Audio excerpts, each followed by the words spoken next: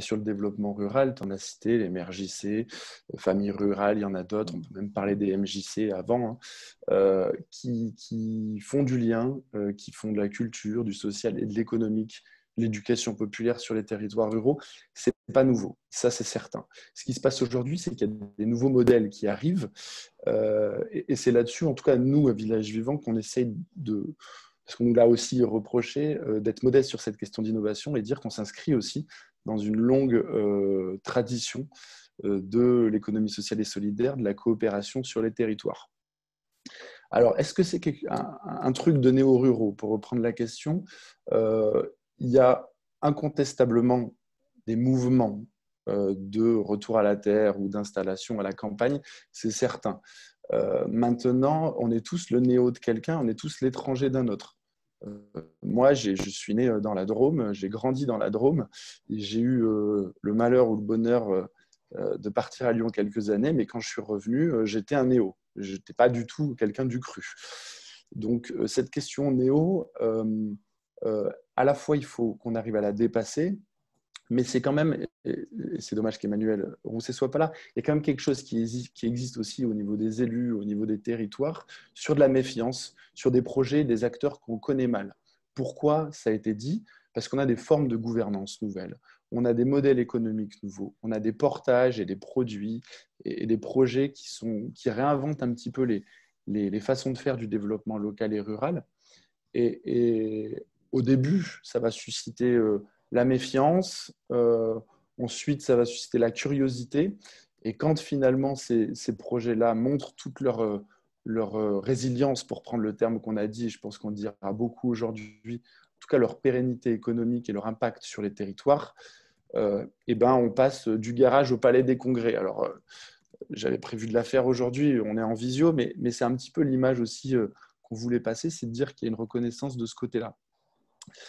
Un mot aussi pour illustrer les propos qui ont été dits juste avant et pour mettre des images. Je pense que tout le monde a en tête des initiatives qui sont dans le champ de l'ESS et qui vont renouveler un petit peu ces modes de faire. J'ai l'habitude de prendre un exemple qui est à côté de chez nous. C'est une épicerie qui est dans une vallée, dans une commune qui s'appelle Beaufort-sur-Gervanne. Une épicerie qui était franchisée, qui était portée par des gérants qui se tuaient au travail, et il y en a 2 qui sont succédés à faire 70 heures par semaine. Aujourd'hui, et vous en parlez dans Village Magazine, Sylvie, je fais un clin d'œil au passage, aujourd'hui, ça a été repris par les habitants sous forme associative et on a l'équivalent de 2,5 équivalents temps plein, 3 emplois sur la commune et des productions qui sont des productions principalement de la commune ou des alentours. Des habitants qui sont à la fois porteurs, usagers, consommateurs. Et c'est ça, la réalité. C'est pour ça que ça fonctionne. Ce n'est pas un vœu pieux, ce n'est pas que du dogme, ce n'est pas que refaire le monde, c'est des réalités économiques, c'est de la proximité et c'est de la pérennité dans les modèles. Pourquoi? Parce que l'habitant, l'usager est au centre de ces modèles-là. Merci Raphaël. Et en plus de partir d'exemples concrets comme ça, parce qu'on va y revenir toute la journée avec les différentes séquences d'ateliers, mais c'est bien de s'appuyer sur des exemples aussi. En attendant, Emmanuel Roussier, je crois qu'on est toujours en train de lui envoyer un lien de reconnexion. Ça fait partie des petits aléas techniques. À la fois Cécile Leclerc comme directrice générale de la VIS ou Lucie Gras, sur ce que vient de dire Raphaël, vous voulez rajouter quelque chose? Et j'ai une petite question toujours un peu provocatrice. Est-ce que finalement, l'économie sociale et solidaire, c'est une façon de faire à pas cher parfois certains services publics? Parce qu'on dit qu'il faut mixer les services, il faut élargir un peu la réponse aux besoins sur les territoires, on va faire un peu de service poste, etc. Est-ce que finalement, ce n'est pas une façon de faire du service public au rabais, toutes les deux?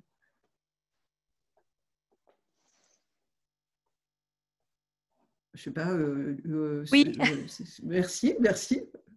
Non, alors du coup, c'est une question provocatrice en effet, mais du coup, pourquoi est-ce que ce serait au rabais? C'est-à-dire qu'à partir du moment où le modèle porté par l'économie sociale et solidaire, il cherche à notamment mettre autour de la table l'ensemble des parties prenantes. C'est quand même très important dans la manière dont l'ESS se définit dans ses modes de gouvernance. Ça veut dire qu'il va se préoccuper des bénéficiaires directs et qu'il va les intégrer vraiment dans la gouvernance de ces projets. Donc, on peut au contraire imaginer qu'il sera au plus près des besoins des habitants, des citoyens, des territoires, dans la manière dont il va penser ses réponses. Après, ce qui est sûr, c'est que quand on parle d'économie sociale et solidaire, notamment pour répondre à des enjeux de service public au sens large, on est bien dans des modèles économiques hybrides dans lesquels la part du financement public est présente et indispensable. Donc, en ça, on n'est pas forcément sur une problématique de rabais, sauf si dans les négociations qu'on peut avoir avec les collectivités territoriales et les services publics au sens large, on a du mal à se faire financer une réponse et des solutions de qualité. Après, c'est des problématiques de financement globalement de ces modèles économiques et de s'assurer, c'est quand même l'ADN de l'ESS, qu'on n'est pas sur une privatisation entre guillemets de la réponse avec exigence que ce soit le bénéficiaire ou le consommateur, pour employer des gros mots, qui soit en responsabilité de payer le service rendu. On voit bien que les modèles de l'ESS, ils cherchent vraiment à adapter à des publics, donc aussi à la capacité de solvabilité de ces publics pour avoir une réponse la plus adaptée possible.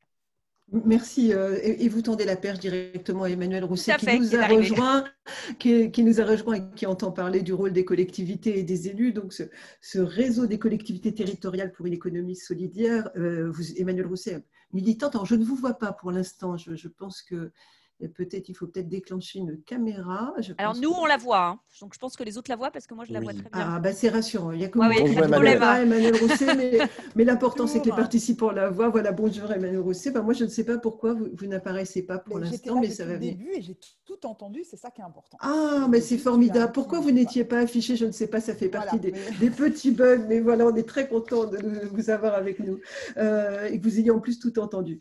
Donc, effectivement, la place des collectivités est importante sur les territoires. Est-ce que vous trouvez qu'aujourd'hui, sans langue de bois, les élus, ils accompagnent le type de projet d'économie sociale et solidaire, je ne sais pas, justement une épicerie sous forme de société coopérative d'intérêt collectif dans un village. Ils sont sensibles à ça aujourd'hui. Il y a une acculturation progressive qui s'est faite. Vous avez l'impression qu'il y a encore beaucoup de résistance et qu'on ne peut pas du tout généraliser. Comment vous vivez ça, vous qui militez pour l'économie sociale et solidaire dans les territoires ?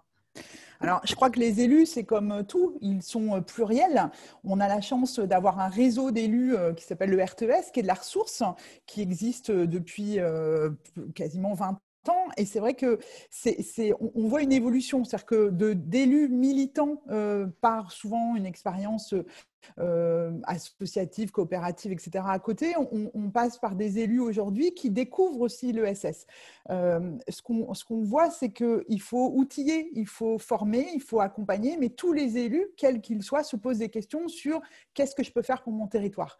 Et à partir du moment où on se dit que l'économie sociale et solidaire, ce n'est pas une fin en soi, mais un outil de développement local, on peut lever des freins et des représentations. Je ne connais pas d'élu aujourd'hui qui se dit il y a une opportunité que des citoyens, des porteurs de projets ont envie de faire quelque chose sur mon territoire qui dit ça ne m'intéresse pas. C'est souvent une question de choc de culture, de mots utilisés, mais le sens de l'intérêt général, il est souvent là. Et puis après, c'est une question de moyens. C'est vrai que ce qui est intéressant aussi dans le débat au RTES, c'est qu'on est plus de 130 collectivités de tailles différentes et que la commune de 1000 habitants quelque part, elle n'a pas forcément les mêmes moyens que peut avoir un département ou une région.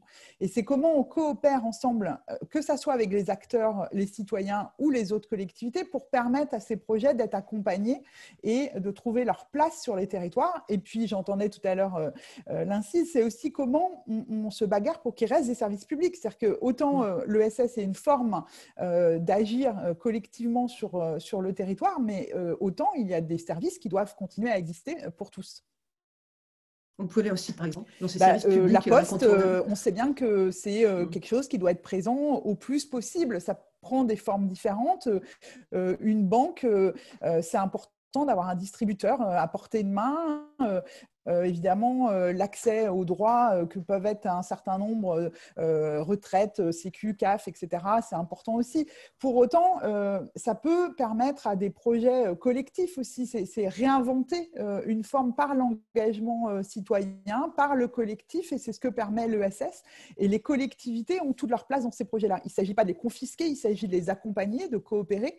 Le RTES, à l'occasion des municipales, a fait des kits un petit peu à destination des élus qui ne connaissent pas forcément l'ESS en tant que tel, mais qui se posent des questions sur les réponses à apporter pour leur territoire en matière de garde d'enfants, en matière de mobilité, en matière de tiers-lieux, de lieux de travail partagé, de services de garde d'enfants. Et on voit bien qu'un certain nombre de réponses peuvent être apportées collectivement là-dessus. Alors, vous montrez l'enjeu effectivement pour les territoires. Est-ce que l'ESS aujourd'hui participe à la transition? On parle beaucoup de transition écologique des territoires. Est-ce que vous avez l'impression que c'en est un des fondements? Vous n'en avez pas du tout parlé depuis le début de cette séquence et on voit bien aussi les problèmes qui se posent aujourd'hui. Est-ce que vous faites un lien régulièrement, en tout cas dans votre réseau, entre la transition écologique des territoires, énergétiques, etc., et l'économie sociale et solidaire? Vous avez l'impression que c'est quelque chose qui évolue? Pour moi, c'est profondément lié. C'est-à-dire qu'un projet d'économie sociale et solidaire sur un territoire, il est ancré dans sa réalité, il est démocratique, il est écologique au sens large du terme, parce que les mutations arrivent tranquillement. Mais quand on voit des projets qui travaillent, comme l'a dit Cécile Leclerc, sur la question alimentaire, sur le foncier, quand on voit sur les questions de ressourcerie en milieu rural, sur la question des approvisionnements, des chaînes d'approvisionnement entre la cantine qui passe 100% en bio, qui s'approvisionne auprès d'une SIC de producteurs dans lequel fournit aussi des paniers. Voilà, on voit bien que sur l'isolation des bâtiments, on a financé un projet en Ille-et-Vilaine, par exemple, sur une briqueterie de terre crue.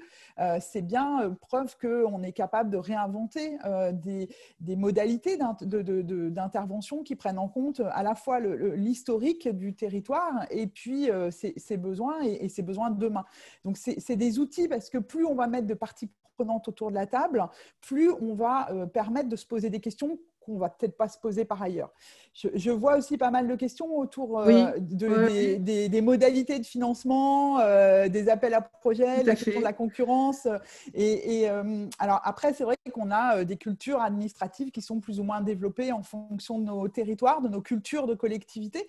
Moi, je pense qu'au RTES, on travaille vraiment à ces enjeux-là, à travailler la confiance entre les porteurs de projets, les structures de l'économie sociale et solidaire et les collectivités. Au sein du département d'Ille-et-Vilaine, on a un comité consultatif en ESS avec des acteurs qui nous aident à co-construire notre politique publique pour aussi simplifier. On essaye de faire des dossiers de financement qui soient simples, dans lesquels on rencontre les porteurs de projets, parce que c'est aussi de la sensibilisation et de l'information. Alors, je sais que c'est un long chemin et qui doit se réinventer régulièrement, mais en tout cas, on est un certain nombre d'élus qui avons conscience, parce qu'on a été ou on est acteur par ailleurs, qu'on a du chemin à faire là-dessus.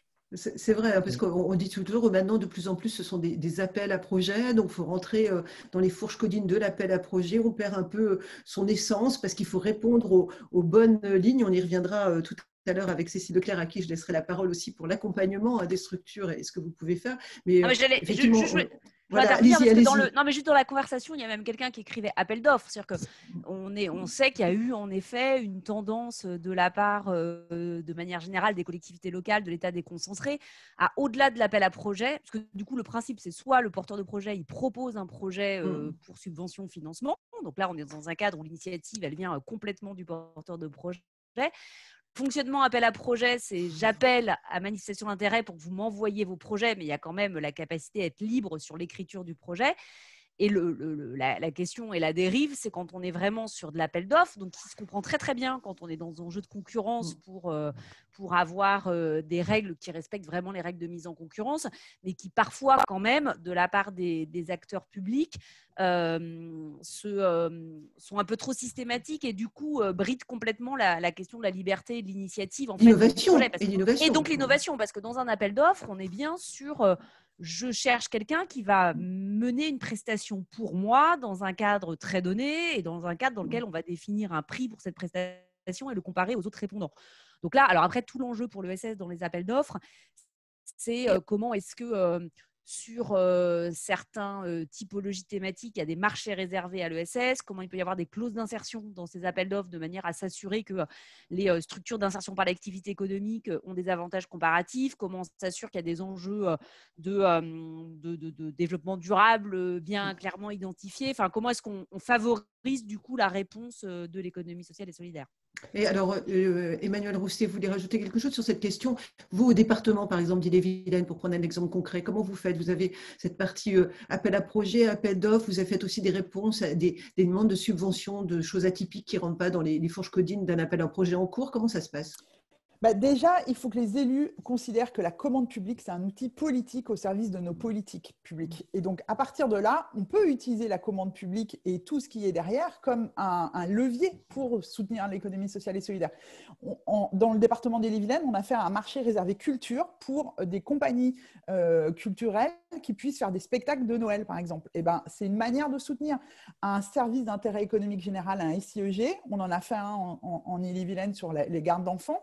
Ça a été co-construit parce qu'on peut aller faire du sourcing pour permettre à l'association qui était la DMR à ce moment-là, qui gérait une halte garderie, de gérer le multi-accueil. Mais on a travaillé avec les parents, on a travaillé avec les professionnels du territoire, avec l'association pour que les critères puissent être ceux qui répondent aux besoins de ce territoire-là en matière d'accueil. Et c'est là où… oui, on peut aussi se contenter de faire du marché classique, etc. Mais c'est comment on se forme et comment on récupère les outils de la commande publique pour soutenir des projets d'utilité sociale sur nos territoires et pas pour aller dans la concurrence à tout va. Merci. Une petite question qui vient depuis 2 fois là, d'apparaître sur l'écran autour de la formation des élus et de la formation à l'ESS avec Patricia Andriot, je vois, qui signale d'ailleurs que la Comcom, elle est élue dans une commune dans un territoire très rural de 8000 habitants, pour l'ensemble des élus qui souhaitent une formation atelier découverte de ce qu'est l'ESS et son utilité sur notre territoire. C'est à Auberive, on est en Haute-Marne, il y a plusieurs communes citées, je ne vais pas tout dire, pas prendre trop de temps, mais je le signale en passant. Est-ce qu'effectivement, il y a des temps pour les élus pour se former à l'ESS ? Le RTS organise plein de formes de formation. Ça va de 1 heure de sensibilisation sur une question très précise qui peut intéresser les élus locaux. Ça va être de la ressourcerie, le foncier, un certain nombre de thématiques. Après, il y a des temps un petit peu plus longs. On travaille en partenariat aussi parce qu'il faut former les élus, mais aussi les agents des collectivités, donc avec le centre de formation de la fonction publique territoriale, en partenariat aussi avec les acteurs de l'économie sociale et solidaire sur des temps. La semaine prochaine, avec la CRES Bretagne, on organise un temps ensemble de formation. Donc, on voit bien que plus on va coopérer avec l'ensemble des acteurs, plus on va pouvoir les outiller et puis voir la ressource et pas forcément le côté des fois perçu comme bricolage qu'il peut avoir. Merci. Alors, comment on accompagne aussi les porteurs de projets, Cécile Leclerc? Vous disiez, la vie, c'est un rôle d'accompagnement.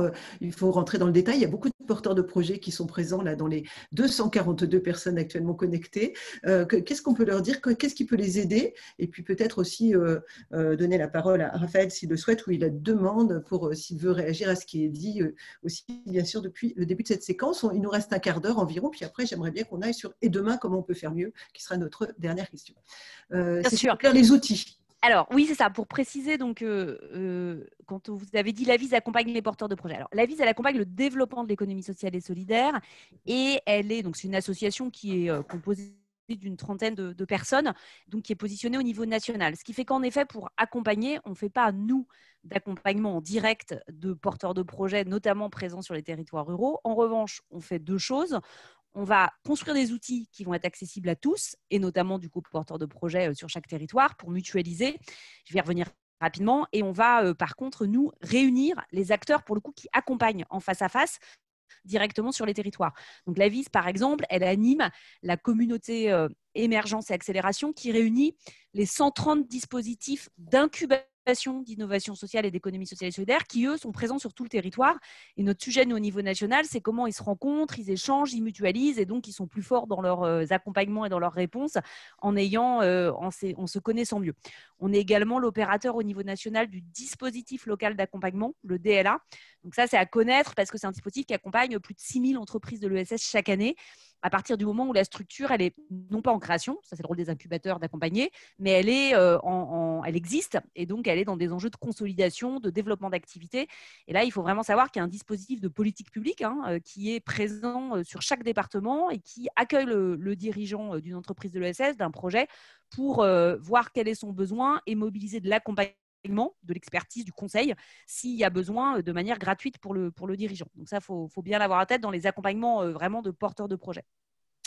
En termes d'outillage, ce que vous allez pouvoir trouver sur notamment notre portail avis.org, c'est énormément d'outils pour se lancer dans l'entrepreneuriat social, choisir sa forme juridique, identifier son modèle économique. Vous allez avoir beaucoup de dossiers aussi thématiques. On a parlé d'innovation sociale. Du coup, on essaie d'inspirer un porteur de projet, donc que ce soit sur la mobilité, l'habitat, l'économie circulaire, la silver solidarité, l'alimentation durable, l'agriculture durable.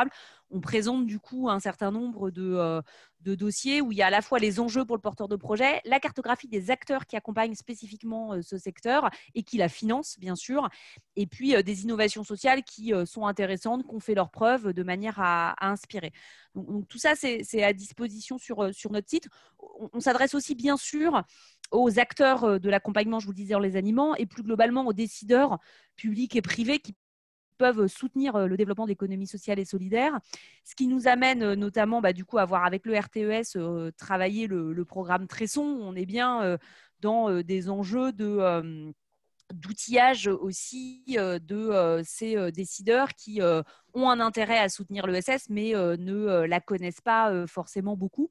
On profite d'ailleurs du forum aujourd'hui pour lancer officiellement avec le RTES la sortie du mode d'emploi ESS et ruralité, donc qui est en ligne notamment sur notre site internet et qu'on peut se procurer également en version papier si besoin. Et vraiment, ce mode d'emploi, il a pour objectif de décrypter ce qu'on se dit aujourd'hui dans cette table ronde, mais de le rendre le plus pédagogique possible pour un décideur qui soit public ou privé qui s'intéresse à cette question et lui montrer à quel point, face aux besoins qu'il peut avoir sur un territoire et qu'il peut rencontrer, l'ESS peut apporter beaucoup de réponses.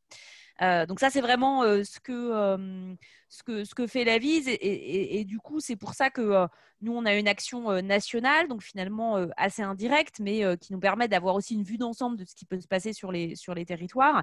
Et après, notre enjeu, c'est comment sur les territoires, et donc c'est vraiment un enjeu très fort, c'est comment on a un vrai maillage en termes d'accompagnement. Donc c'est l'objectif du programme Tresson qu'on mène avec l'RTES, du collectif Créa Rural, c'est comment on s'assure qu'il y a de la sensibilisation à l'ESS, on en parlait, qu'il y a de la formation, mais que pour le porteur de projet, du coup, il y a des accompagnements à l'incubation, qu'il y a des accompagnements à la consolidation, au développement, et comment on s'assure que ces accompagnements, ils réunissent à la fois les spécialistes de l'ESS, parce que pour accompagner un projet d'ESS, il faut connaître son modèle économique qui est particulier, ses enjeux de gouvernance, ses enjeux d'impact social. Donc, il faut cette spécialité de l'ESS, mais on voit bien qu'il faut aussi, et ça, c'est un vrai enjeu pour nous, c'est les rapprocher des acteurs de l'accompagnement plus sectoriels, qui ne vont pas être spécialistes du tout de l'ESS, mais qui, eux, vont être spécialistes des enjeux d'agriculture, des enjeux d'habitat, des enjeux de mobilité.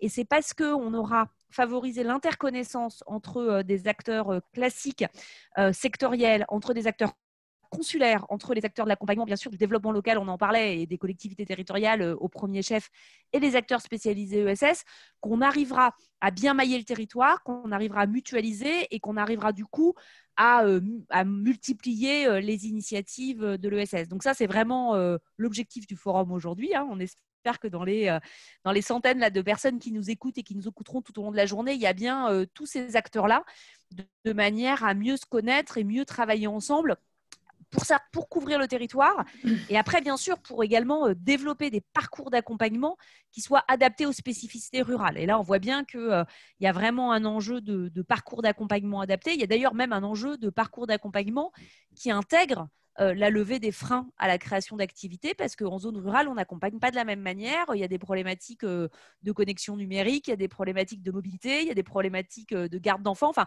c'est toutes les problématiques qu'on doit identifier également quand on accompagne à la création d'activités d'ESS.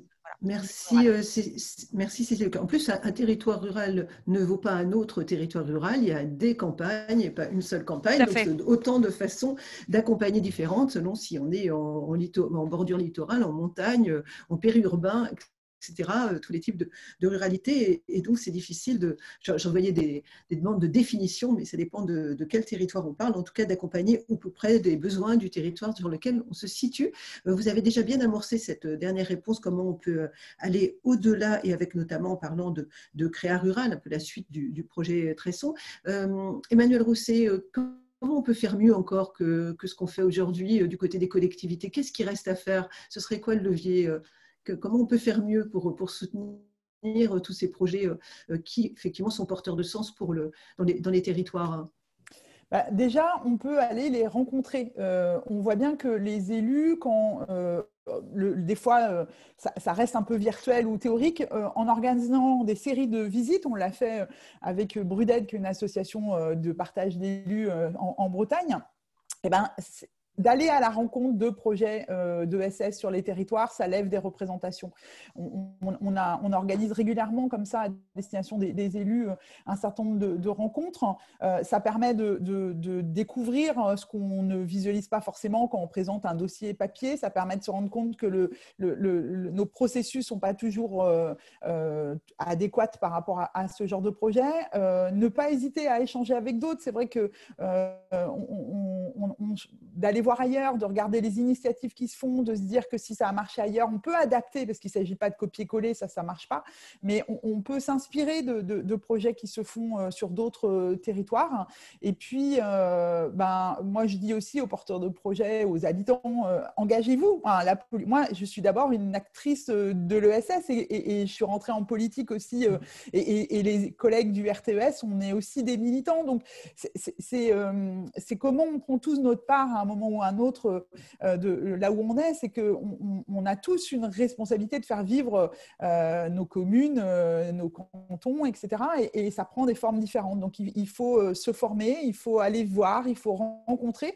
Et puis, de l'autre côté, on est en train de faire un guide nous, sur le commerce en milieu rural en Ille-et-Vilaine. Et ce qu'on se rend compte, c'est qu'il y a des représentations des deux côtés. Et que le simple fait de dire ça vaut le coup, on va devoir travailler ensemble parce qu'on vit sur le même territoire, et ça aide à lever ces freins-là pour qu'on se dise qu'on est de la ressource réciproque et que pour un élu d'une commune, même si des fois ça fait peur, le collectif qui vient le voir pour reprendre le dernier bistrot qui s'est scratché 2 fois parce que le gérant il était trop fatigué, mine de rien, ça peut, s'il voit que c'est ce qui va assurer la pérennité de son commerce parce que des gens vont prendre des parts dedans, des gens vont s'engager à venir acheter, à y faire du bénévolat, et ça va peut-être lui faire changer d'avis. Voilà, c'est de l'appropriation collective qu'il faut faire tranquillement et puis se faire accompagner, s'outiller, ça gagne du temps. Merci. Raphaël, en tant que porteur de projet, qu'est-ce que vous souhaitez pour demain? Qu'est-ce qui peut encore être amélioré? Quel message faudrait passer? Vers quoi on peut aller? Plusieurs choses. Enfin, il y a quelque chose qu'on n'a pas mentionné, c'est la question des lieux. Pour nous, au Village Vivant, on est sur la question des lieux, recréer des lieux. Et là-dessus, pour rebondir sur ce qui s'est dit tout à l'heure, c'est évident que le développement de l'ESS dans les territoires ruraux se construit aussi par rapport à un certain désengagement de services ou de l'État. On pense à des fermetures de classes, d'écoles, de bureaux de poste, qui fait qu'on est obligé de trouver des modèles alternatifs. Pourquoi? Parce que quand on se retrouvait au bureau de poste, au café ou devant l'école, on avait cette proximité, ce lien. Aujourd'hui, dans les logiques de métropolisation qui fait que tout s'éloigne, ces lieux où on se rend compte sont vraiment fondamentaux et structurants. C'est le sens aussi de ce qui s'est passé. On l'oublie parce qu'on est passé sur le Covid, mais il y a quand même une crise qui a pas mal secoué, qui a fait parler beaucoup des territoires périphériques. C'est le mouvement des Gilets jaunes. Alors, on en pense ce qu'on veut, mais ça a été assez révélateur de ces questions de France qui ont été éloignées de tout, éloignées des services, et le besoin de certaines personnes de devenir acteurs, de se retrouver. Donc, je pense que fondamentalement, ces questions de lieux qui vont incarner tout ce qu'on s'est dit aujourd'hui, le succès des tiers-lieux, le succès des cafés associatifs, on en passe, est vraiment dans ce mouvement-là. Donc, parmi les blocages, il y a pas mal de choses qui ont été dites sur l'accompagnement, l'incubation, l'ingénierie. Oui, il y a des spécificités à trouver, il y a des référentiels à avoir pour monter son projet. Il y a aussi un blocage qui va être parfois celui de l'investissement. Quand on lance son projet, qu'il faut acheter le bien, quand il faut faire des travaux et déjà qu'il faut convaincre quand il y a besoin de le faire ses élus, quand ils ne sont pas partenaires ou en tout cas son banquier. Ça, c'est plus compliqué. Donc, c'est là-dessus qu'on est, nous. On est sur l'achat, la rénovation de lieux pour permettre aux projets, les projets qu'on a cités aujourd'hui, de s'installer. En tout cas, nous, si on a un vœu à faire, c'est celui-là. Et c'était aussi l'objectif du forum, c'est de pouvoir considérer que toute cette économie dont on parle aujourd'hui, cette capacité d'innovation est une vraie source, une vraie ressource pour le développement des territoires. Alors, beaucoup d'élus l'ont compris, aussi à convaincre encore, et je crois qu'Emmanuel Rousset l'a dit, il y a une pluralité, on ne peut pas généraliser, mais c'était aussi ça, faire passer ça. Et aujourd'hui, tous les projets dont on parle, ce n'est pas que, encore une fois, des doux rêveurs. Je le dis parce que j'y suis passé, parce que quand, avant de monter Village Vivant, on avait monté un tiers-lieu, on nous a dit, mais votre truc... Vous ne savez même pas ce que c'était qu'un tiers-lieu, ça ne marchera jamais. Pourquoi vous voulez que les gens fassent travail dans ces conditions tous ensemble? Et aujourd'hui, on est porteur d'un message, en tout cas nous, à Village Vivant, on vient de lever encore une fois 2 millions d'euros là, il n'y a pas longtemps pour acheter ces biens et investir sur les territoires là où personne ne veut y aller. Donc il y a vraiment cette idée de dire c'est possible aujourd'hui, même si l'État s'est désengagé sur certaines manières, il y a quand même des oreilles aussi sur ce qui peut se faire parce qu'on a montré aussi la pérennité, on a montré la solidité des modèles. Voilà, donc je parle à la fois aux élus, aux porteurs de projets. Merci. Merci Raphaël. J'ai envie de laisser pour les 2 minutes qui nous restent Lucie Gras réagir puisque vous avez commencé, vous avez fait l'ouverture, si vous en êtes d'accord sur nos 2 minutes pour que chacun ait le temps, je ne sais pas, de prendre un café, on va dire, chez lui avant d'attaquer la séquence suivante qui sera dans cette salle plénière sur les épiceries, mais il y en aura d'autres en parallèle dont je vais vous reparler tout à l'heure. Un mot fort pour terminer cette séquence sur la place de l'économie sociale et solidaire dans l'innovation dans les territoires. Merci beaucoup. Je vais faire très court, beaucoup plus court que 2 minutes. Je voulais juste vous dire une chose qui nous tient beaucoup à cœur. Oui, l'économie sociale et solidaire, c'est un fabuleux outil pour répondre aux besoins des territoires et améliorer le lien social, etc., etc. Mais elle peut être aussi une fin en soi, dans le sens où elle contribue à changer le modèle économique et social et écologique de notre société. Je pense à la lucrativité limitée, la démocratie, le partage du pouvoir, le partage de la valeur, le projet collectif, quoi. Donc, elle ne recherche pas la maximisation du profit, elle ne recherche pas l'enrichissement individuel. Et je veux dire par là qu'elle contribue à cette fameuse transition ou au monde d'après dont on a tant parlé au moment de la crise Covid et dont j'ai un peu le sentiment qu'on oublie et qu'on revient au monde un peu d'avant. Voilà, donc tout ça pour vous dire, je pense qu'on a beaucoup de choses à faire et qu'on a plein de possibilités. Les collectivités, vous l'avez dit, Emmanuel Rousset, peuvent contribuer à cette transition par la commande publique, mais aussi peut-être rendre l'économie sociale et solidaire ouverte à tous les dispositifs de droit commun. On voit déjà, ne serait-ce que dans les règlements d'intervention, il y a encore plein de petites phrases qui rendent l'ESS non éligible. Il y a la part du capital, etc. Bon, des choses toutes bêtes.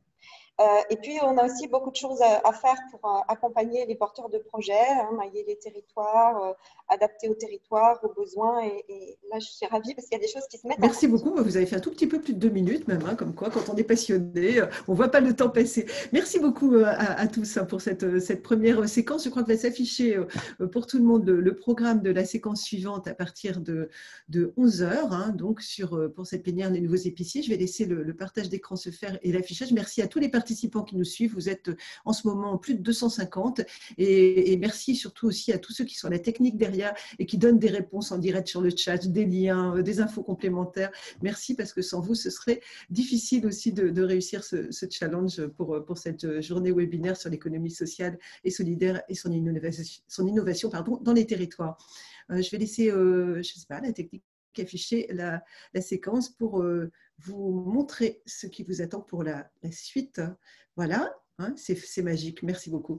Donc, dans ce même amphi, cette même salle, hein, les nouveaux épiciers que j'aurai le plaisir d'animer dans quelques minutes, et en salle 2, créée en coopérative avec Finacop et l'Union régionale des SCOP, pour intégrer une CAE, et puis en salle 3, accompagner les entrepreneurs sociaux, les entrepreneurs sociaux. Je vous laisse vous connecter. Vous avez reçu le lien sur votre mail, donc voilà, vous vous connectez à partir du mail que vous avez reçu. Je vous retrouve dans quelques minutes pour la séquence sur les nouveaux épiciers. Merci beaucoup.